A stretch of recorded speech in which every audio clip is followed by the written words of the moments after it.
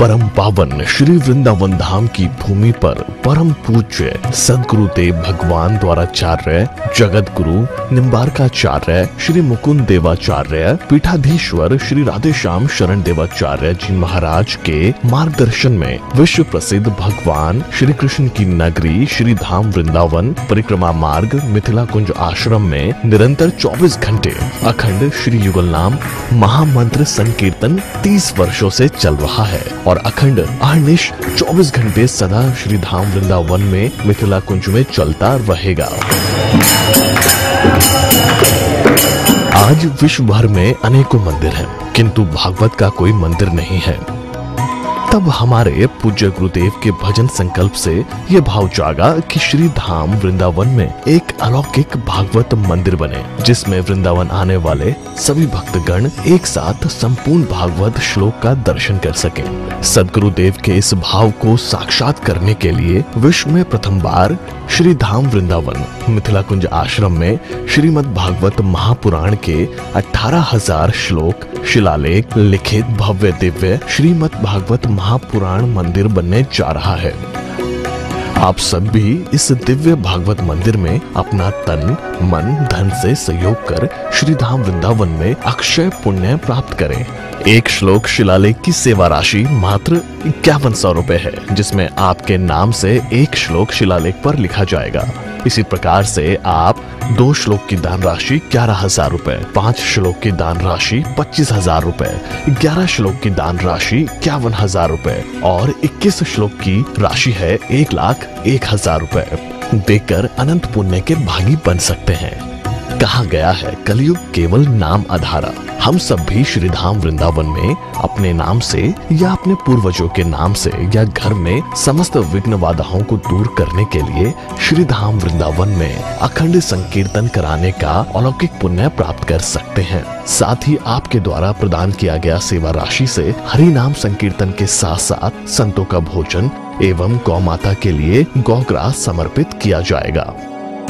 आप निम्न राशि प्रदान कर सदस्यता ग्रहण कर सकते हैं। एक दिन का संकीर्तन राशि मात्र 1,500 रुपए, एक माह का संकीर्तन राशि मात्र 15,000 रुपए, 12 माह की संकीर्तन राशि मात्र 21,000 रुपए से आपके नाम से निरंतर अखंड श्री युगल नाम हरि नाम संकीर्तन के साथ साथ साल के 12 माह में 12 दिन 12 संतों का भोजन गौग्रास आदि सेवाएं आपके मरणोपरांत भी चलते रहेंगे। अतः आप एक छोटा सा संकल्प लेकर हमसे जुड़ सकते हैं और श्री धाम वृंदावन मिथिला कुंज आश्रम में आप आजीवन सदस्य रहेंगे। आप वृंदावन में जब भी आएंगे तो आपके रहने की निशुल्क व्यवस्था रहेगी। Account number 155850501309। अकाउंट होल्डर नाम Mithila Kunj trust, RTGS, NEFT, IFSC code ICIC 00011017, branch Vrindavan. Mobile number 9410810861। UPI Mithila Kunj trust @ICICI। ये संस्था 80G के अंतर्गत कर मुक्त है, जिसके द्वारा आप अपने दान पर टैक्स की छूट प्राप्त कर सकते हैं।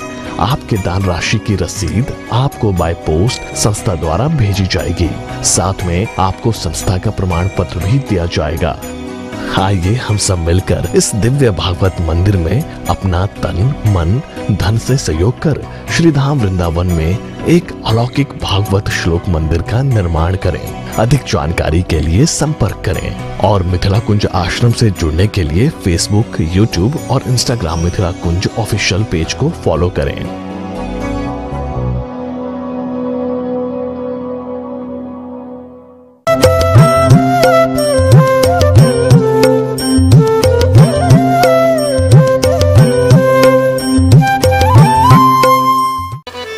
हम समस्त भागवत प्रेमी जिस मिथिला की परम पवित्र भूमि पे विराजमान होकर भगवान की कथा मृत का रसास्वादन कर रहे हैं, मिथिला महात्म में मिथिला के हर गांव में हर गांव की महिमा है। क्योंकि जिस भूमि पे स्वयं आदि शक्ति माँ जगदम्बा निरंतर अहर्निशम जिन भूमि से केवल एकमात्र शक्ति की ही उपासक है, जिन भूमि की प्राप्ति के लिए स्वयं जगत जननी माता जानकी के दर्शन के लिए श्री राम विवाह में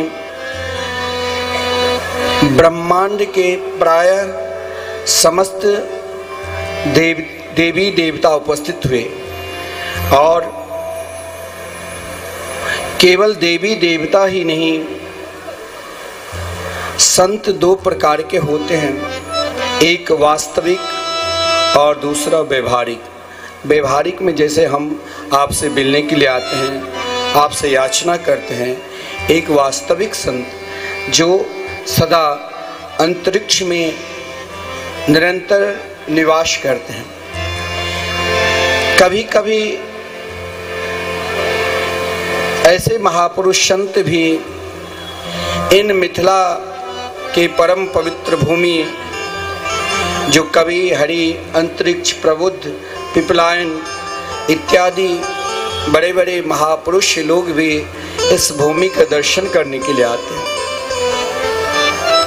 इन भूमि में महान से महान संत, महान से महान साधक, महान से महान विद्वान ऋषि कल्प हुए हैं। हम सब इन मिथिला के परम पवित्र भूमि में जन्म लिए हैं। चाहे हम भारतवर्ष के किसी कोने में धनोपार्जन के लिए, व्यापार के लिए, कार्य के लिए हैं, लेकिन हमारे हृदय में चाहे हम कुछ करें ना करें, लेकिन हम अपने आप को स्वयं मिथिला नाम उच्चारण भी कर ले तो मिथिला नाम उच्चारण करते ही मानो उनके हृदयाकाश में समस्त देवी देवता निवास करते हैं। ऐसे परम पवित्र भूमि पे बैठकर हम सब श्री कृष्ण कथा अमृत का रसास्वादन कर रहे हैं। आइए अब हम सब पुनः भागवत में प्रवेश करने जा रहे हैं। कल की कथा के प्रसंग में आदरणीय श्रीमान सुखदेव जी महाराज भक्त सम्राट और राज राजर्षि महाराज परीक्षित को भगवान श्री कृष्ण के सुंदर दिव्याति दिव्य माखन चोरी लीला, बाल लीला तथा गिरिराज पूजन की कथा श्रवण कराए। जीवन में गिरिराज पूजन की कथा से हम सबकी एक शिक्षा लेना चाहिए। अपनी निष्ठा, अपना प्रेम, अपनी समर्पित भाव जिस प्रकार उन ब्रजवासियों की है, उनकी समर्पित भाव परमात्मा के प्रति कोई मन में किसी भी प्रकार की शंका नहीं की। हम सबके निकट भगवान आते हैं, आशीर्वाद भी देते हैं, पुकारते भी कि आओ मेरे निकट आओ, फिर भी हम उनके समीप, उनके निकट नहीं जा पाते क्योंकि हमारी निष्ठा में कमी। ब्रजवासी ने जब श्री कृष्ण ने समझाया कि चलो अपना प्रत्यक्ष देव गिरिराज गोवर्धन हैं, उनकी हम सब पूजन करें, समस्त ब्रजवासी एक साथ पूजन की।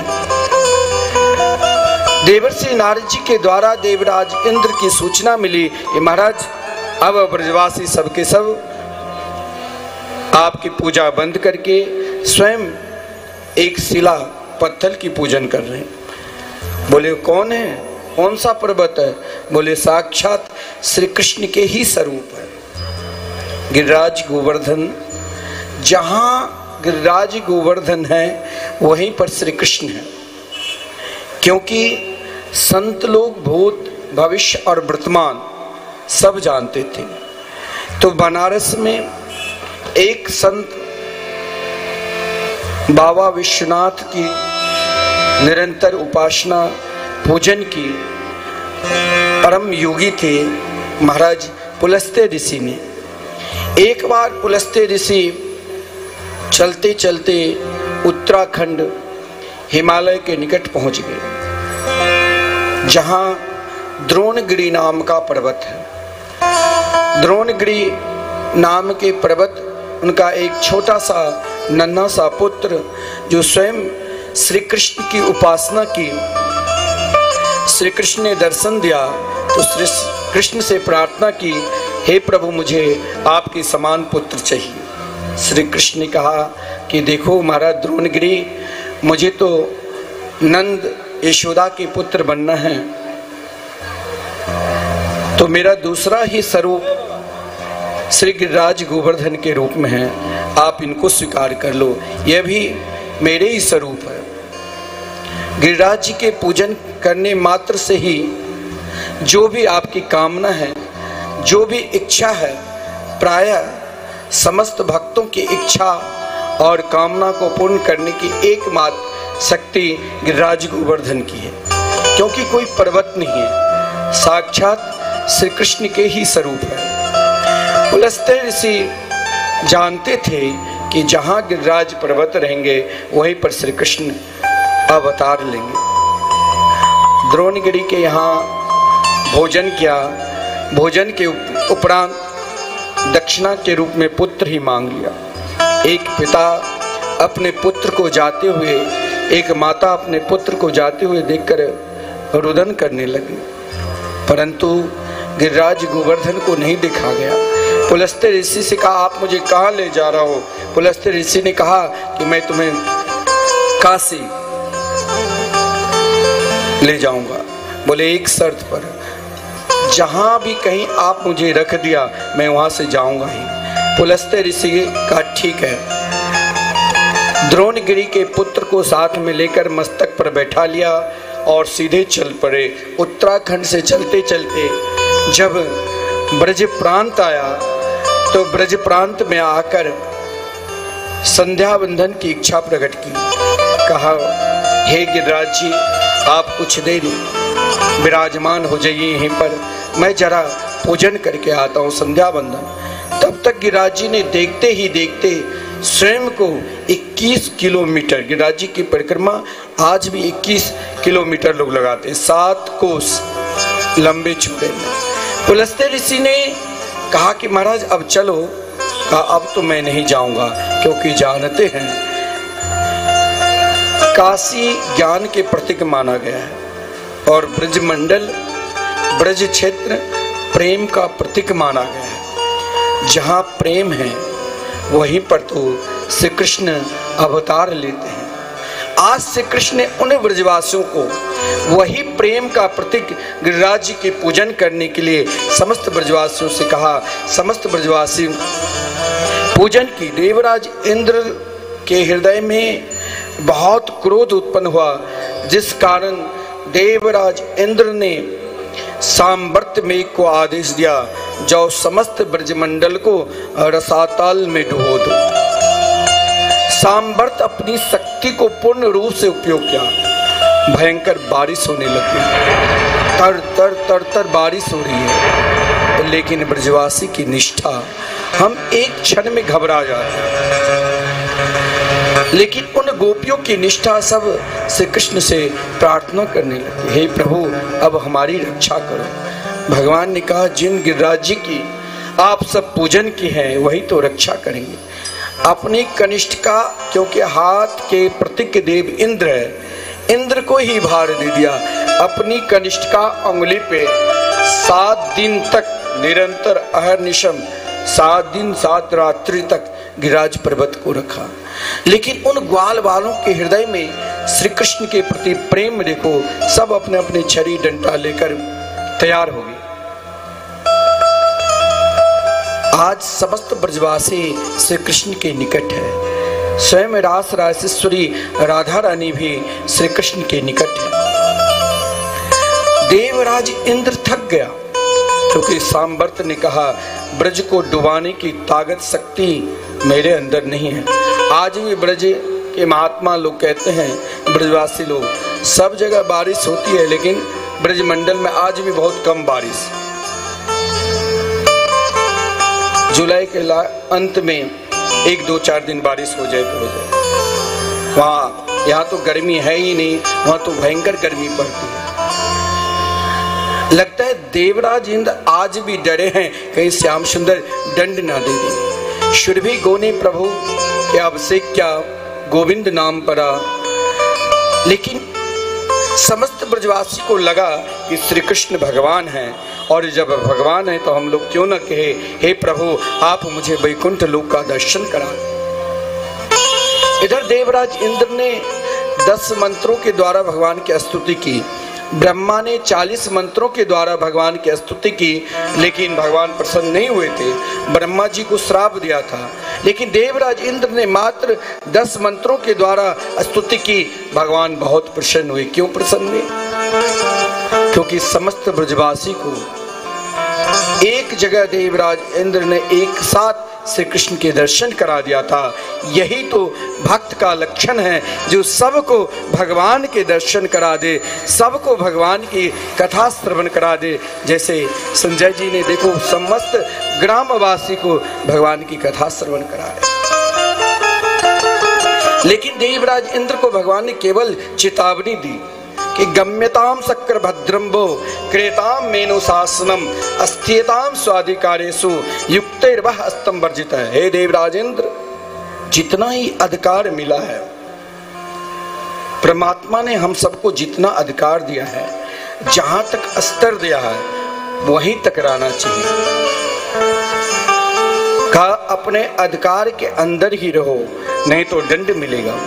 समस्त ब्रजवासी आज एकादशी की व्रत थी, समस्त ब्रजवासी ने जागरण किया, नंद बाबा भी जागरण किया। रात्रि में शास्त्र में कहा गया गंगा नदी को छोड़कर बाकी किसी भी नदी में, तालाब में रात्रि को 10 बजे से लेकर 4 बजे तक स्नान नहीं करना चाहिए। स्नान करने से महाराज अधर्म लगता है, पाप लगता है, अनिष्ट होता है, केवल गंगा नदी को छोड़कर। तो नंद बाबा ने आज रात्रि में स्नान करने के लिए यमुना जी में प्रवेश किए।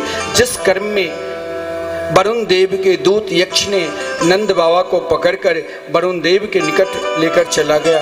वरुण देव ने देखा श्री कृष्ण के पिता है, सुंदर स्तुति की। प्रातः काल समस्त ब्रजवासीगण सब के सब महाराज प्रातः काल ही सब के सब रोने लगे कि देखो महाराज कहीं नंद बाबा यमुना जी में तो नहीं समा गए। समस्त ब्रजवासी रुदन करने लगे। श्री कृष्ण सब कुछ जानते थे। श्री कृष्ण ने प्रवेश किया यमुना जी में और सीधे वरुण लोग जाकर नंद बाबा को लाया। अब समस्त ब्रजवासी ने कहा कन्हैया आपने अपने पिता को तो वरुण लोक भी दर्शन करा दिए, आप तो सही में भगवान हैं। भगवान ने कहा जो आनंद ब्रज में है, रसिक संत महापुरुष लोग ब्रजवासी लोग कहा करते हैं जो रस बरस रहो ब्रज माही, शो रस 3 लोकों में नाही। क्योंकि जिस ब्रज रज के, जिस मिट्टी को प्राप्त करने के लिए ब्रह्मादि इंद्रादि समस्त देवता तप करते हैं, कोई ब्रह्म पर्वत आज भी बरसाने में ब्रह्मा जी ब्रह्म पर्वत के रूप में विराजमान है। शंकर जी नंद ग्राम में नंद बाबा के यहाँ पर्वत के रूप में विराजमान है, और स्वयं भगवान नारायण गिरिराज गोवर्धन जी के रूप में विराजमान है।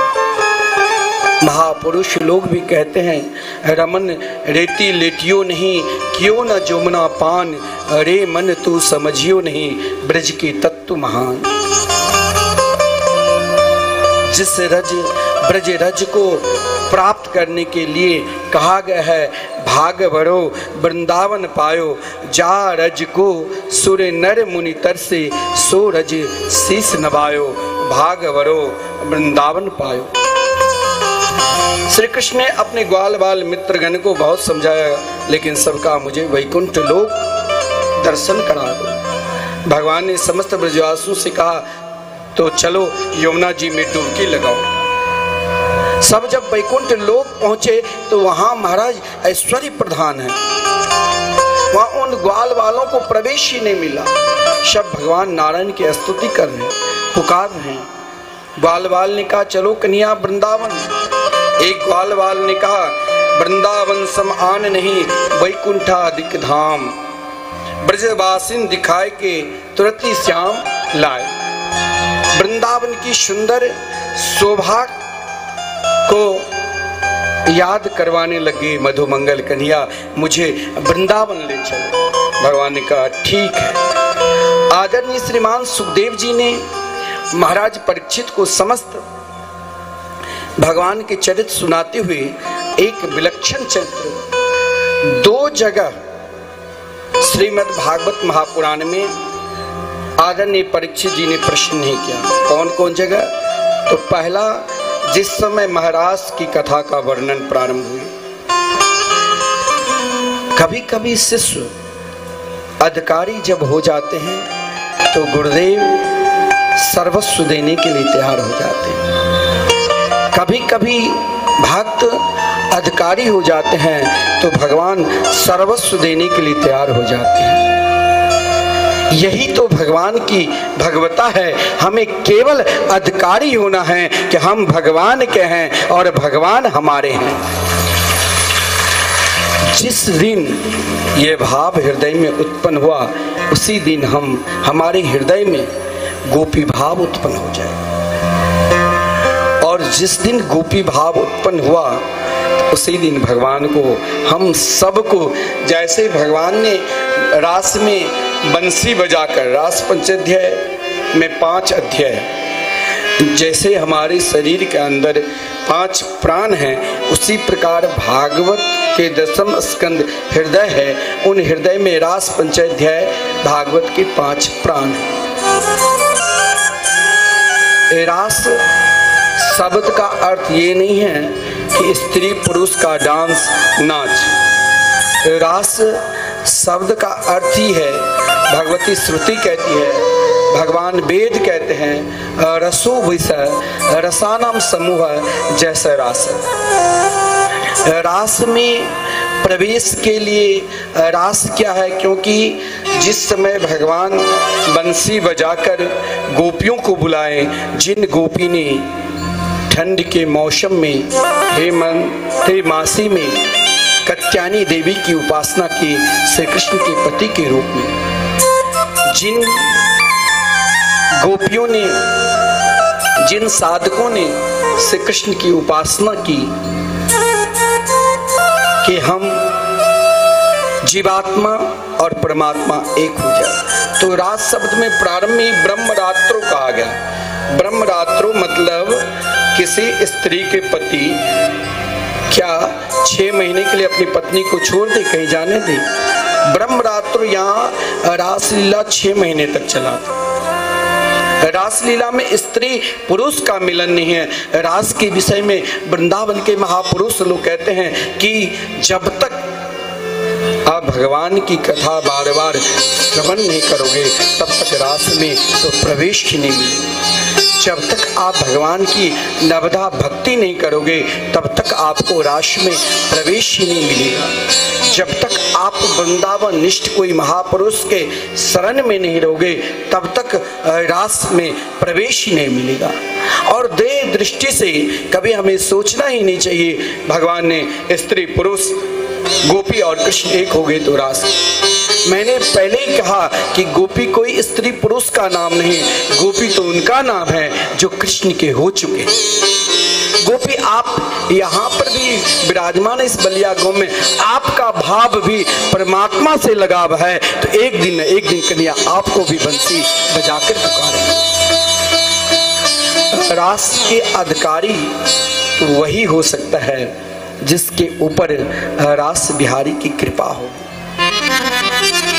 जो स्वयं को अपने आप को उन पे विश्वास करेंगे।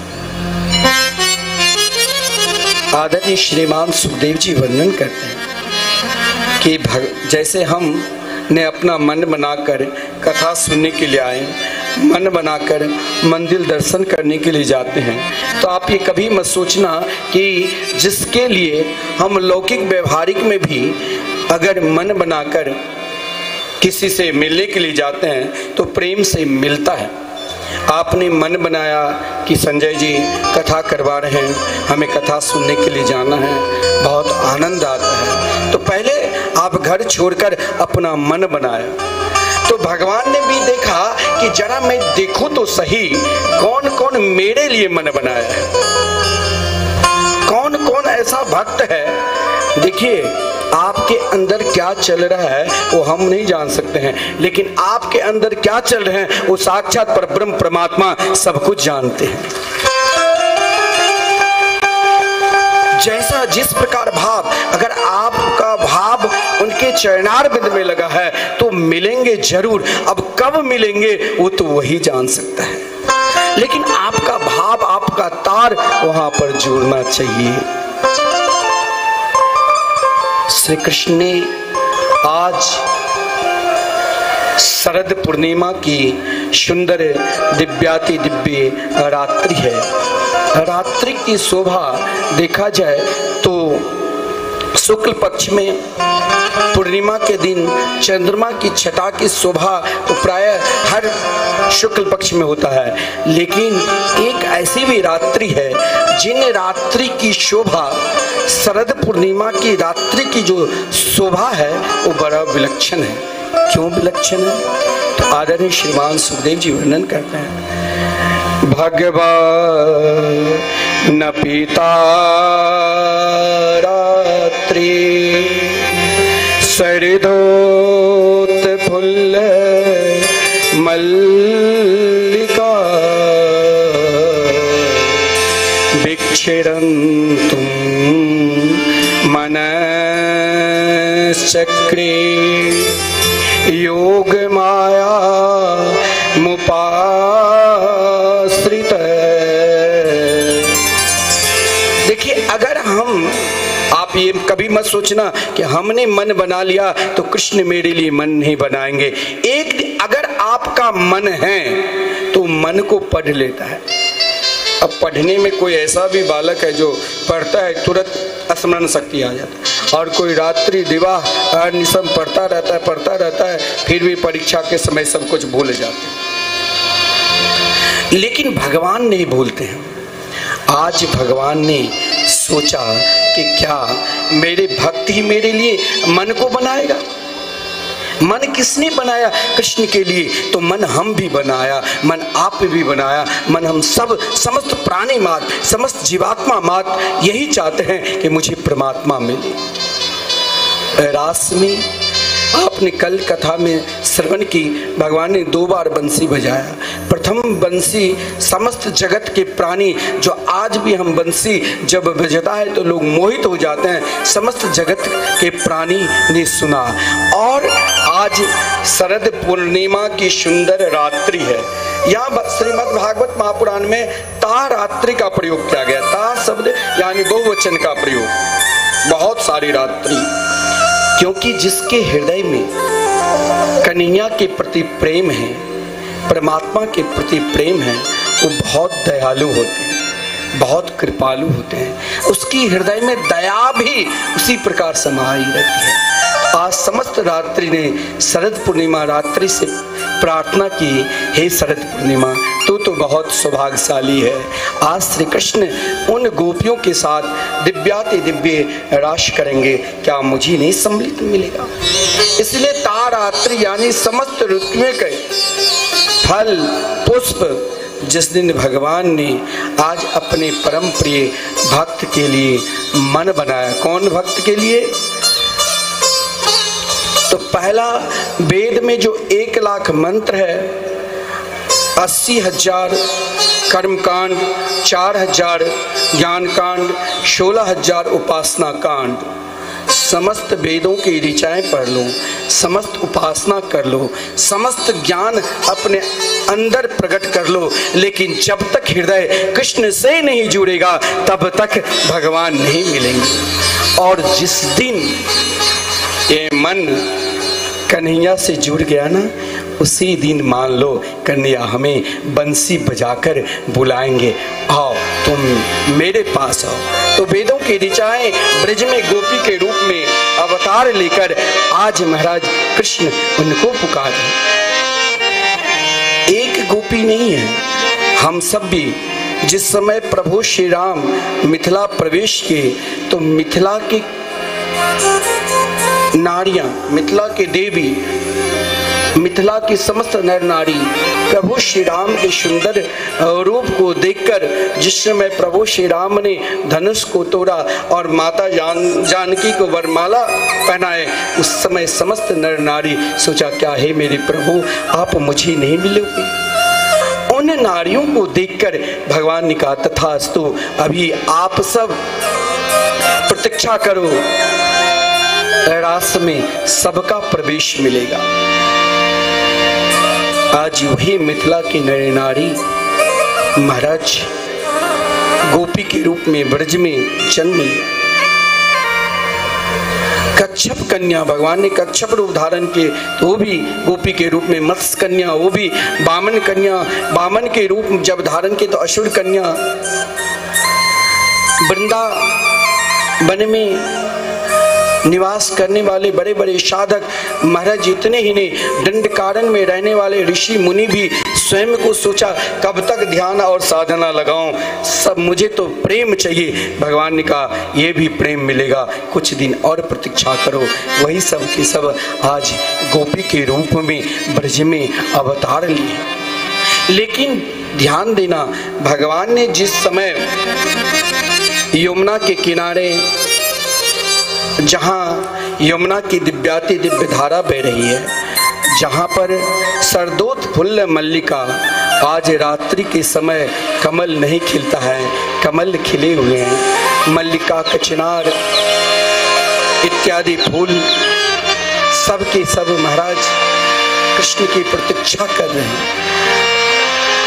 रात्रि की शोभा का है मेरे गोविंद, आपने तो मन बना लिया, मनस चक्रे, लेकिन जीवन में केवल मन से काम नहीं चलता है। मन तो बहुतों लोगों के पास है, लेकिन कभी कभी मन इच्छा होती है कि हम भी सत्कर्म करें, हम भी दान पुण्य करें, लेकिन मन वहीं रह जाता है। तो भगवान ने आज यमुना किनारे बंसी बट के सहारे अपने अधरामृत पर बंसी बजा रहे हैं। जो ही बंसी बजाना प्रारंभ की, उसी समय भगवान ने कहा कि बिना राधा रानी के बिना आपको रास में प्रवेश ही नहीं मिलेगा। तो भगवान ने देखिए सर्वप्रथम राधा रानी से प्रार्थना की, क्योंकि योग माया मुपाश्रिता, योग माया स्वयं भगवान के योग माया शक्ति रास रासेश्वरी राधा रानी है। योग माया स्वयं भगवान के बंसी है।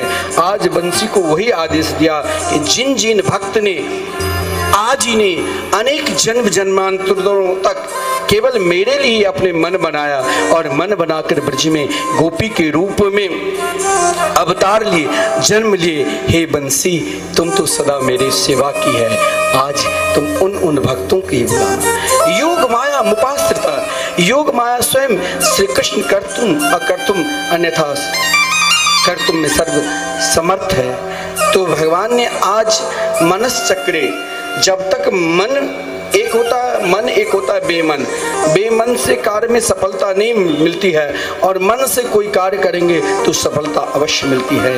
तो रास में, क्योंकि रास में प्रवेश कामदेव को भी नहीं मिला था, कामदेव को लगा कि मैंने ब्रह्मा जी को पटका, शंकर जी को पटका, नारद जी को पटका, अब तो मुझे सभी को भगवान मानना चाहिए। लेकिन एक बार देवर्षि नारद जी के पास आया कि मुझे भगवान मानो, लेकिन देवर्षि नारद जी ने कहा रे भाई तेरे कारण तो मुझे बंदर का मुख देखना पड़ा, अगर तुमको भगवान बनना है तो जाओ, अगर श्री कृष्ण कह दे तो भगवान है तो सब मान लेगा। कामदेव ने श्री कृष्ण के पास गया, श्री कृष्ण के चरणों में प्रणाम किया और कहा आप मुझसे युद्ध करो। श्री कृष्ण ने कहा युद्ध किस प्रकार करोगे? एक मैदानी की युद्ध होता है, एक किला युद्ध। कामदेव की समझ में नहीं आया। कामदेव से श्री कृष्ण ने कहा कि ठीक है मैं नेत्र बंद करके ध्यान करता हूँ, तुम अपना बाण प्रयोग करो। कामदेव ने सोचा ये तो मैंने कई बार कर चुके हैं, बोले जब मैं सहस्राधिक लाखों युवतियों के बीच में अकेला मैं रहूं, उस समय भी तुम अपना बाण का प्रयोग करके देख लेना। बोले हाँ प्रभु, उस समय मैं युद्ध करूंगा, फिर आप मुझे भगवान मानोगे कि नहीं? श्री कृष्ण ने कहा हाँ मैं जरूर मानूंगा।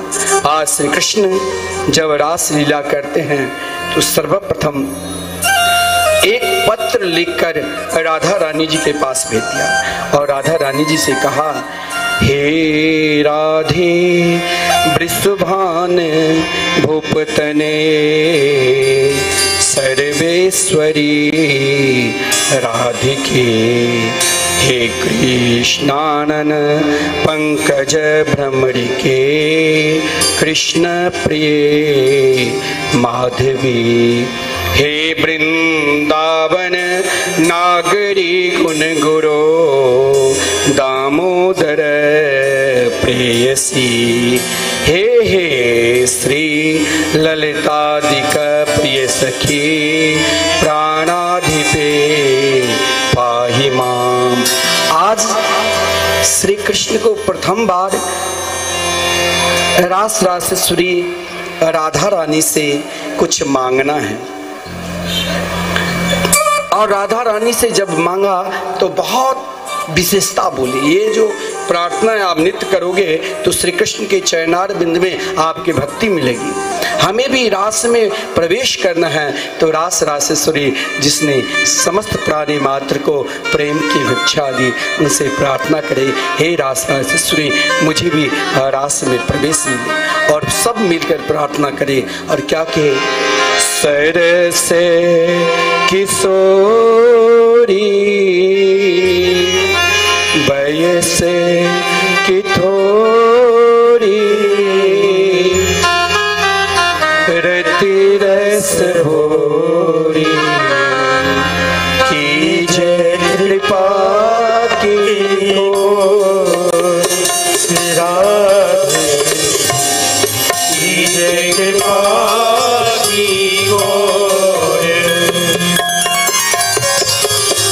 सरस किशोरी बरस की भोरी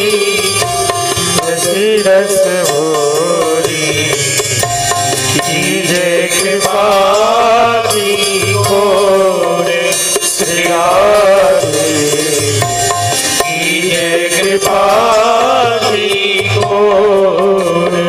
अब मीठे मीठे ताली सेवा करते हुए प्रार्थना करें।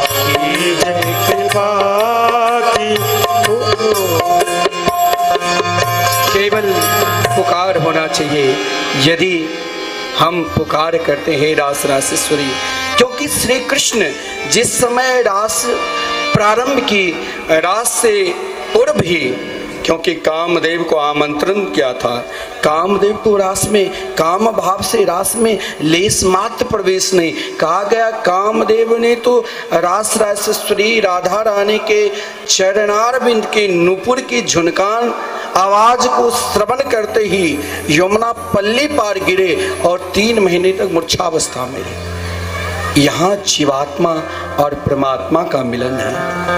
आज श्री कृष्ण शरद पूर्णिमा की सुंदर रात्रि, जहाँ पक्षियों का सुंदर कलरव, जहाँ यमुना जी की सुंदर दिव्याति दिव्य धारा बह रही है, जहाँ समस्त ऋतुओं के फल पुष्प खिले हुए हैं, आज श्री कृष्ण का बंसी आज तुम संभल कर बजना। आज मुझे उन भक्तों को बुलाना है जो केवल मेरे लिए ही जिया, केवल मेरे लिए, चाहे वो महाराज व्यापार के, चाहे वो परिवार के देखा, लेकिन उनमें भी केवल उनके हृदय में बांके बिहारी ही बैठा है। हे बंसी आज तुम भूल मत करना, आज मुझे उन गोपियों को बुलाना है जो मेरे लिए रोए हैं, जो अपना सर्वस्व छोड़ दिया लेकिन कभी मुझे नहीं छोड़ा। भगवान अपने सुंदर अधरा अमृत पर बंसी का धुन दे रहे हैं। क्या?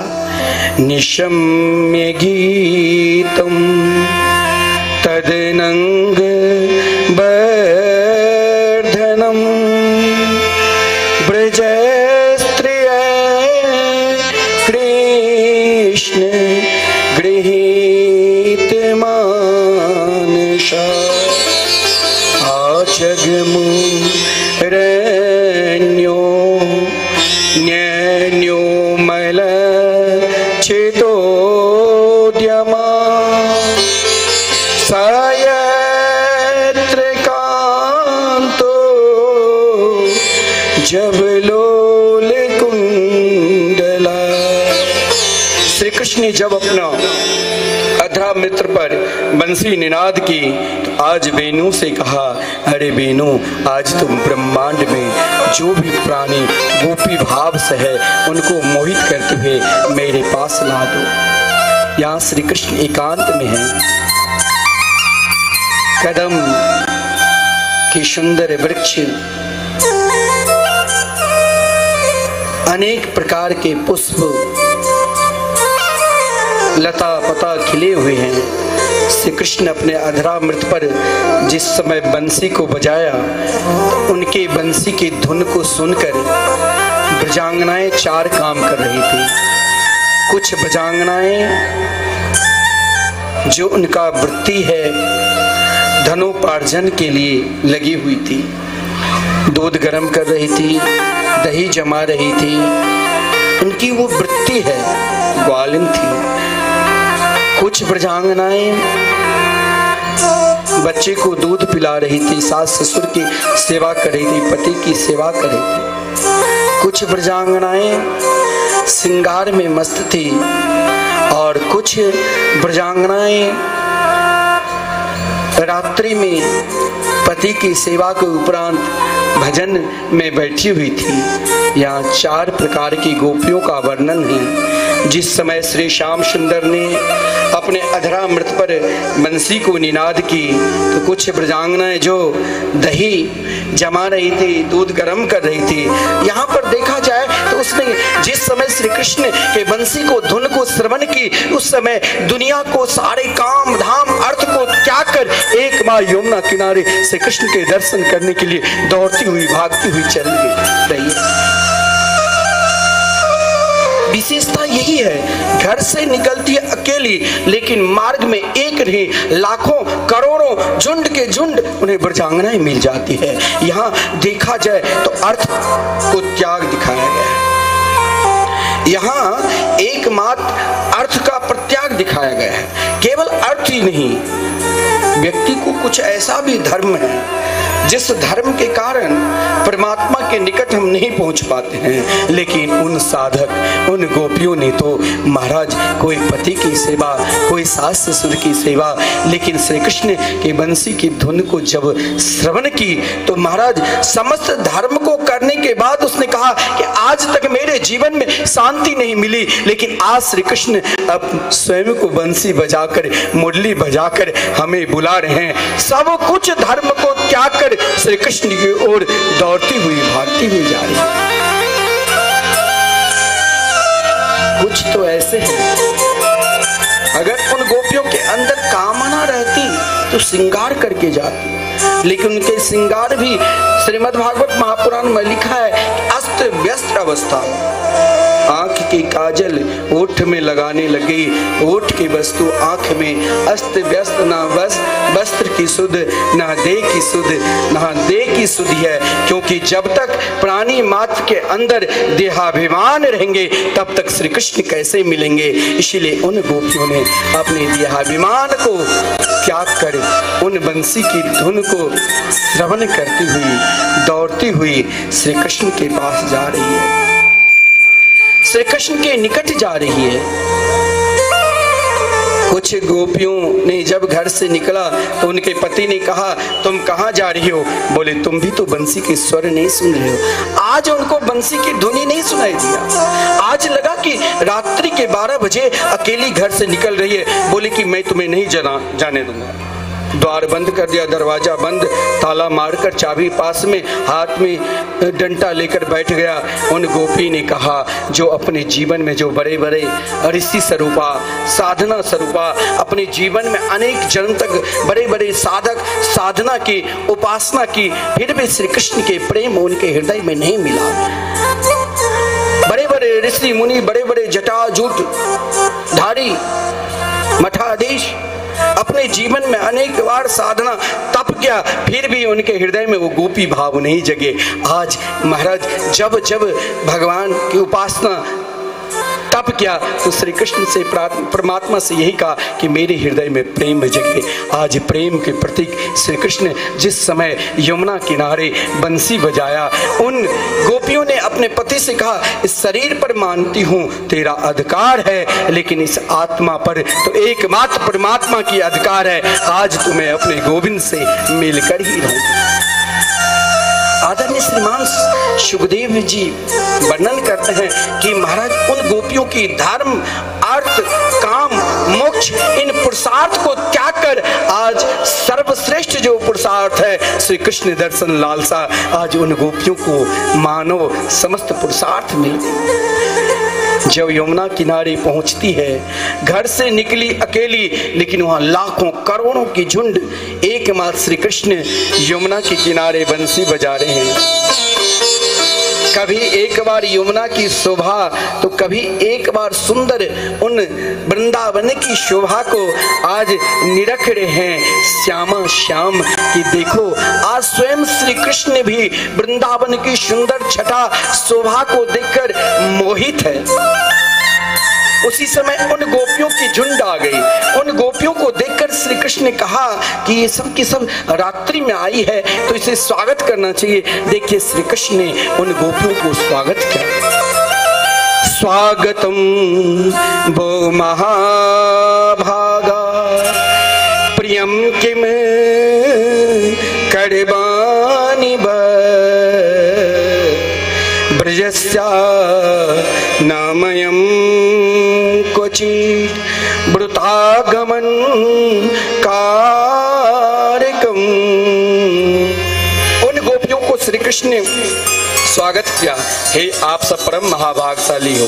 जीवन में सर्वश्रेष्ठ महाभागशाली वही है जिस दिन मन भगवान की कथा की ओर आगे बढ़े, उसके समान इस संसार में कोई महाभागशाली हो ही नहीं सकता। जिस दिन मन वृंदावन जाने की इच्छा जगे, जिस दिन मन परमात्मा से मिलने की आकांक्षा जगे, वही तो इस संसार में सर्वश्रेष्ठ भाग्यशाली है। श्री कृष्ण ने उन गोपियों से कहा, हे परम महाभागशाली, इन रात्रि के समय आप सब वृंदावन से, केवल वृंदावन से ही नहीं, ब्रज मंडल से दौड़ती हुई भागती हुई आई हो। वृतागमन कार्यक्रम, क्या अपना कारण तो बताओ, क्यों आई हो? क्या फिर कोई राक्षस तो ब्रज में नहीं आ गया? ब्रजस्या नामयं क्वचित्, अपना कारण बताओ। गोपी ने कहा, वाह कन्हैया, मैंने तेरे लिए तो दुनिया छोड़ कर आई हूँ, लेकिन अब तुम फिर वही दुनिया भेज रहे हो। हे कृष्ण, मुझे दुनिया अब नहीं चाहिए, मेरे बांके बिहारी चाहिए। लेकिन एक बात ध्यान देना, बांके बिहारी जी वैसे नहीं मिलेंगे। उनकी प्रेम महाराज वो 3 जगह से टेढ़े हैं। यमुना जी टेढ़े, मैया टेढ़ी, बाबा टेढ़े। एक भजन आता है, ग्वाल बाल टेढ़े, वृंदावन टेढ़े, और स्वयं श्री कृष्ण टेढ़े। वो टेढ़े तो जल्दी स्वीकार नहीं करते हैं, और जब एक बार स्वीकार कर लेते हैं तो फिर छोड़ते नहीं। फिर तो वही भाव, मेरी तो गिरधर गोपाल की बात। श्री कृष्ण ने उन गोपी को दुनिया के सुख पहले कहा कि तुम अभी दुनिया के सुख भोगो। पहले कहा, हे देवी, तुम सब आई हो तो क्यों आई हो?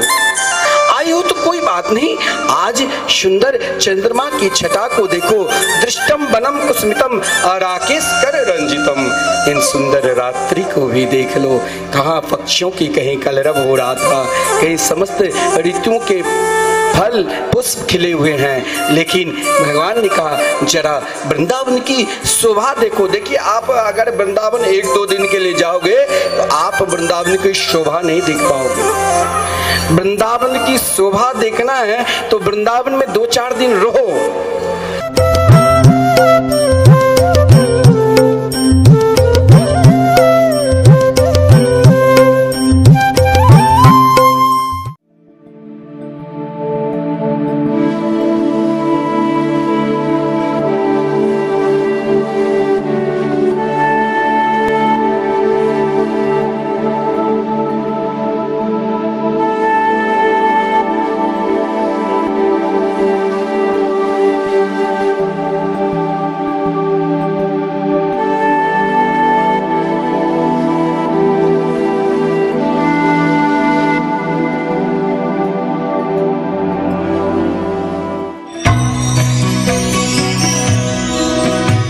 परम पावन श्री वृंदावन धाम की भूमि पर परम पूज्य सदगुरुदेव भगवान द्वाराचार्य जगत गुरु निम्बारकाचार्य श्री मुकुंद देवाचार्य पीठाधीश्वर श्री राधेश्याम शरण देवाचार्य जी महाराज के मार्गदर्शन में विश्व प्रसिद्ध भगवान श्री कृष्ण की नगरी श्री धाम वृंदावन परिक्रमा मार्ग मिथिला कुंज आश्रम में निरंतर 24 घंटे अखंड श्री युगल नाम महामंत्र संकीर्तन 30 वर्षों से चल रहा है और अखंड अहर्निश 24 घंटे सदा श्री धाम वृंदावन में मिथिला कुंज में चलता रहेगा।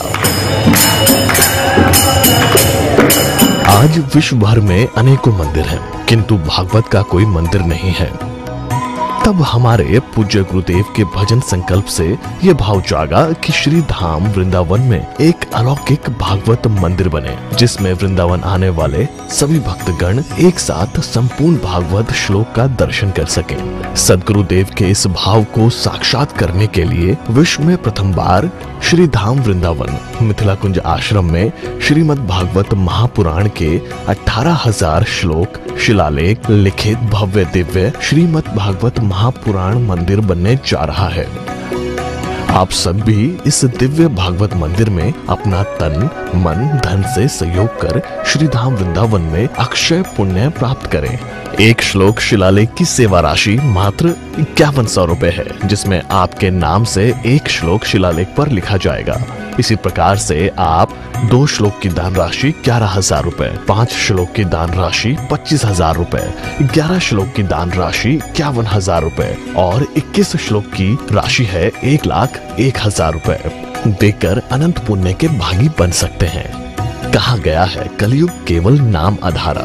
हम सब भी श्री धाम वृंदावन में अपने नाम से या अपने पूर्वजों के नाम से या घर में समस्त विघ्न बाधाओं को दूर करने के लिए श्री धाम वृंदावन में अखंड संकीर्तन कराने का अलौकिक पुण्य प्राप्त कर सकते हैं। साथ ही आपके द्वारा प्रदान किया गया सेवा राशि से हरि नाम संकीर्तन के साथ साथ संतों का भोजन एवं गौ माता के लिए गौग्रास समर्पित किया जाएगा।